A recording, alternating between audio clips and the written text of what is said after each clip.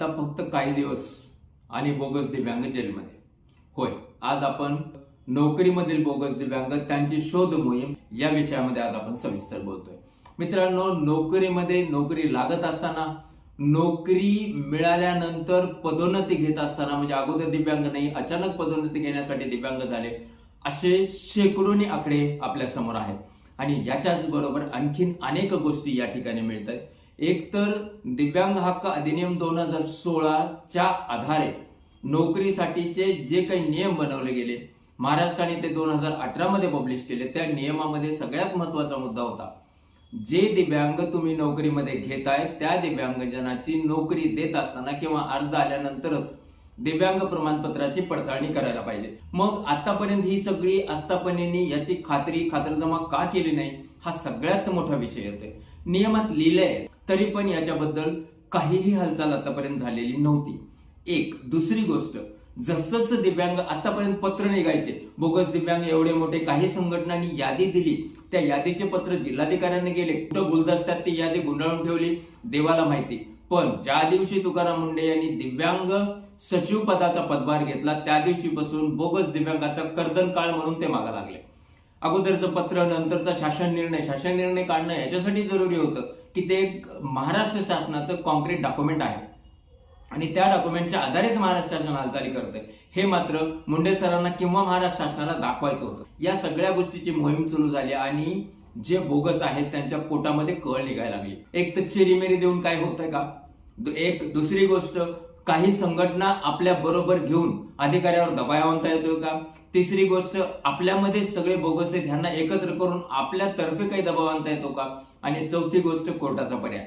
या सगळ्या गोष्टी केल्या ना, आता कोर्टाचा पर्याय त्याने निवडलाय. कोर्टामध्ये अनेक बोगस दिव्यांग किंवा अनेक असे दिव्यांग ज्यांच्या प्रमाणपत्राबद्दल शाश्वतता आहे, असे अनेक दिव्यांग कोर्टामध्ये गेले. त्यांनी कोर्टामध्ये त्यांनी दाद मागितली की ह्या सगळ्या रिव्हेरिफिकेशनला स्टे आणावा. त्याच्यातल्या काही केसेसमध्ये स्टे मिळालाय, काही केसेसमध्ये रिव्हॅल्युएशन करायला पाहिजे, अशा प्रकारच्या ऑर्डर मिळाल्या. या सगळ्या गोष्टीवर दिव्यांग सचिव तुकाराम मुंडे साहेब यांचं बारीक लक्ष होतं. या सगळ्या केसमध्ये सरकारी वकील म्हणून काकडे साहेब असू द्या, पाबळे साहेब असू द्या, या दोघांनीही खूप महत्वाची भूमिका बजावली. या सगळ्या बोगस दिव्यांगाचे कोर्ट केसेस एकत्र करून, म्हणजे क्लबिंग ऑफ द केसेस करून हायकोर्टाच्या मोठ्या बेंचकडे या केसेस वर्ग करण्यात आलेल्या आहेत आणि त्याची पहिली तारीख आहे 29 जानेवारी 2026. आता या अनुषंगाने जर विचार करायचा म्हणलं तर या बोगस दिव्यांगांना वाचवणारे कोण कोण ह्याची यादी जर काढली तर फार मोठी यादी होईल. मग ही सगळी एवढी मोठी यादी आणि एकटे तुकाराम मुंडे साहेब या गोष्टीमध्ये झटतायत, कमीत कमी या गोष्टीचं भान तरी ठेवायला पाहिजे ना. कोणाला वाचवायचा प्रयत्न करताय तुम्ही आणि का प्रयत्न करताय? पण या सगळ्या गोष्टीला पुरून उरणारे म्हणजे तुकाराम मुंडे साहेब. तुकाराम मुंडे साहेबांनी नियोजनबद्ध कार्यक्रम सुरू केला आणि त्याचं फळ नक्कीच काही दिवसामध्ये खऱ्या दिव्यांगजनाला मिळणार आहे आणि खोटे दिव्यांगजन जेलमध्ये जाणार आहेत. त्यांनी किती आटापिटा करू द्या, काही करू द्या, कारण की नियोजन शासनातर्फे खूप सुंदर झालेलं आहे. याच्यामध्ये खूप मोठा अभ्यास करण्यासारख्या गोष्टी आहेत. त्याच्यामध्ये दिव्यांग हक्क अधिनियम 2016, त्याच्यातलं कलम नंबर 91, मग तुम्हाला बाकीचे 58, 59 हे जे सगळे कलम तुम्हाला लिहिताना जमतायत, होय, गव्हर्नमेंटने अपॉइंट केलेल्या अधिकाऱ्याबद्दल मी बोलतोय, लिहिताना जमतायत. मग हे लिहित असताना कलम नंबर 91चा वापर नेमका कसा करावा याच्याबद्दल पण तुम्ही प्रकाश टाकायला पाहिजे होता. कलम नंबर 91 बनवलं त्यासाठी आहे ना, की जर खोटे डॉक्युमेंट वापरून कुठलाही खोटा चुकीचा मार्ग अवलंबून जर एखाद्याने दिव्यांग प्रमाणपत्र काढला असेल तर त्याला सजा आहे. मग त्याला सजा देण्यासाठी काय करावं लागेल, त्या दिव्यांग प्रमाणपत्राची फेरपडताळणी करणं बंधनकारक आहे किंवा जरुरी आहे. हे कोणी करायला पाहिजे होतं? आस्थापनेने करायला पाहिजे होतं. आस्थापनेने म्हणजे ज्यांनी त्या दिव्यांगजनांना नोकरी दिली त्यांनी करायला पाहिजे होतं. बरं, नोकरीच्या वेळेस नाहीच नाही, प्रमोशन देताना पण नाही. म्हणजे एखाद्याने तुमच्या हातात प्रमाणपत्र आणून दिलं, तुम्ही त्याला डायरेक्ट प्रमोशन दिलं, कोणत्या बेसिसवर दिलं, कसं दिलं? हे जे बोगस दिव्यांग आहेत ना, यांना तर सजा व्हायलाच पाहिजे, पण ते सगळे प्राधिकरणाचे अधिकारी आहेत, त्यांना पण सजा व्हायला पाहिजे. याच्यात लिमिट सांगतो, ज्या झेडपीसीओनी कडक कारवाई केली त्या झेडपीसीओच्या विरोधामध्ये मानहानी म्हणून हे बोगस दिव्यांग किंवा हे व्यथित दिव्यांग कोर्टामध्ये जात आहे. कुठली पद्धत आहे ही? खरा दिव्यांग असं कधी करण का? कशाला करण खरा दिव्यांग? ज्यांना ज्यांना झेडपी मधून पत्र गेले ते सगळे खरे दिव्यांग त्या ठिकाणी हजर झाले, स्वतःचे सगळे प्रमाणपत्र वगैरे त्या ठिकाणी दिले. पण या बोगस दिव्यांगांनी रजा तर घेतली आम्हाला या ठिकाणी जायचंय म्हणून 4-4 दिवसाची रजा घेतली, पण ते बोर्डाच्या समोर हजरच झाले नाही. एक दुसरी गोष्ट, अनेक झेडपींनी मात्र असं केलं की घेतला कागद, लिहून टाकलं सिव्हिल हॉस्पिटलला, घेतला कागद, पाठवून टाकलं मेडिकल कॉलेजला, आणि या सगळ्या प्रोसेसमध्ये 2-2 महिने लागले. मेडिकल कॉलेजनी परत पाठवलं की नाही, आमचा अधिकार नाहीये, आपण जे ला पाठवावं किंवा आपण हायर ऑथॉरिटीला जसं की सिव्हिल हॉस्पिटलला पाठवलं. या सगळ्या गोष्टी होत असताना मात्र हे बोगस दिव्यांग ज्यांचा आतापर्यंत खटापिटा चालू आहे सगळ्या दृष्टीने, वकील लावून कोर्टातला खटापिटा आहे, बाकीचा सगळा खटापिटा परफेक्ट चालू आहे, पण या सगळ्या गोष्टी जरी तुम्ही केल्या तरी तुमच्यासाठी सगळ्यात खमक्या अधिकारी तुकाराम मुंडे, जो की डगमगणार नाही, जो की तुमच्या या सगळ्या चिरीमिरीच्या राड्यात पडणार नाही, आणि ज्यांनी एक ध्येय हातात घेतलंय ते ध्येय पूर्ण करेपर्यंत जो थांबणार नाही, असा एक खमक्या अधिकारी तुमच्या वर बसलेला आहे, म्हणजे त्या पॉवरवर बसलेला आहे. आणखीन एक खेदानी बोलावं वाटतंय, अनेक बोगस दिव्यांगाच्या याद्या किंवा संशयित दिव्यांगाच्या याद्या विविध संघटनांनी दिल्या. अनेक संघटनांनी मात्र एखादा दिव्यांग जर संशयित वाटला तर त्याच्या कार्यालयात जाऊन त्या दिव्यांगजनाची मेडिकल टीम असल्यासारखी तपासणी केली, त्याचं व्यंगत्व पाहण्याचा प्रयत्न केला. मग आता या सगळ्या ज्या संस्था आहेत, या संस्था आज नेमकं काय करतायत? या संस्थांनी पुढाकार का घेतलेला नाही? ठीक आहे, घेतला नाही घेतला काही फरक पडणार नाही, कारण ज्या दिवशी तुकाराम मुंडे साहेब त्या सचिव पदाची जिम्मेदारी घेऊन त्या विभागामध्ये बसलेले, त्या दिवशीच त्यांच्या डोक्यामध्ये एक रूपरेषा होती, आणि त्या रूपरेषेच्या अनुषंगाने तुकाराम मुंडे साहेब चालतात. याच रूपरेषेचा एक भाग म्हणजे तुकाराम मुंडे साहेबांनी खरमरीत पत्र एसटीला लिहिलं, आणि त्याच्यानंतर एसटी महामंडळाला एक पत्र काढावं लागलं. त्या पत्रामध्ये त्यांना लिहावं लागलं की जर खोटे युडीआयडी कार्ड सापडले तर त्याच्यावर कलम नंबर 91 नुसार कारवाई होईल. मग हे कलम नंबर 91 सहज लिहिलं आहे का? मग तुम्ही ज्यावेळेस लिहिताय ना, म्हणजे आता माझी तुमचे आयुक्त ज्यावेळेस तुम्ही लिहिताय ना कलम नंबर 58, कलम नंबर 59 याच्यानुसार हा अधिकार आहे, मग त्यावेळेस लिहायचं होतं ना कलम नंबर 91 किती महत्वाचं आहे. कलम नंबर 91 ची जागृती केली ती फक्त तुकाराम मुंडे साहेबांनी, आणि उद्याच्या 29 तारखेला मात्र या सगळ्या केसेस एकत्र येणार आहेत.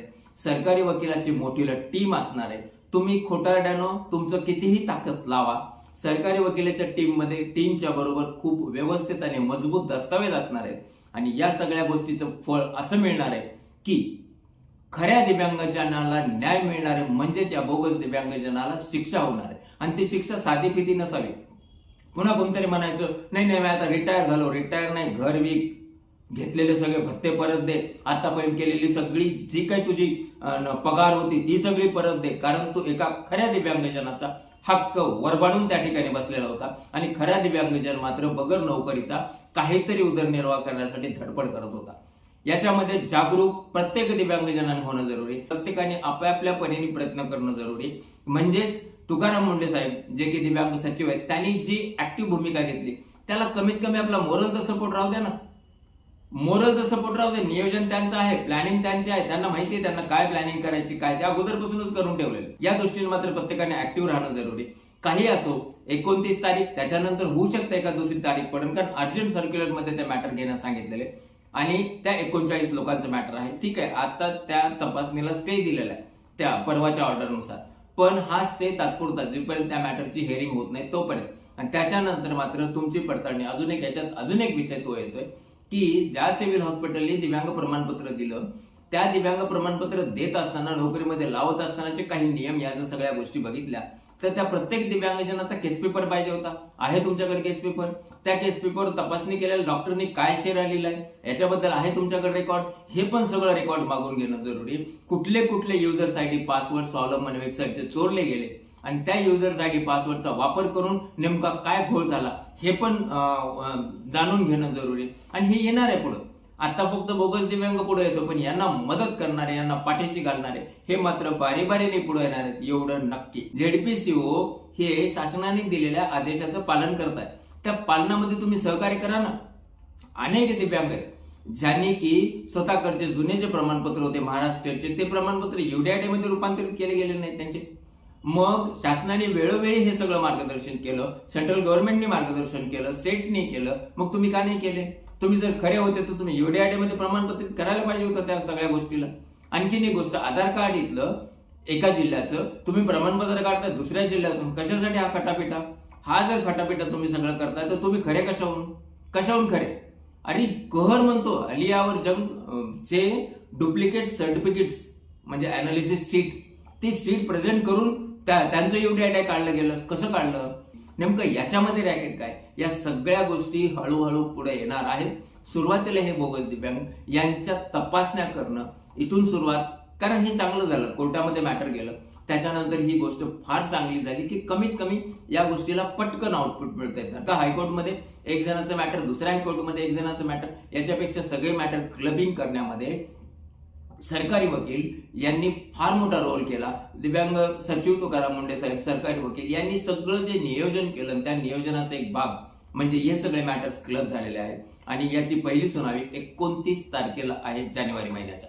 आणि त्याच्यानंतर होऊ शकतं 1 किंवा 2 तारखा होतील आणि नक्कीच खऱ्या दिव्यांगजनाच्या हिताचा निकाल आणि खोटाट्याला घरी बसवणारा निकाल लागणार अशी अपेक्षा मात्र प्रत्येक दिव्यांगजनाच्या मनात आहे. नमस्कार.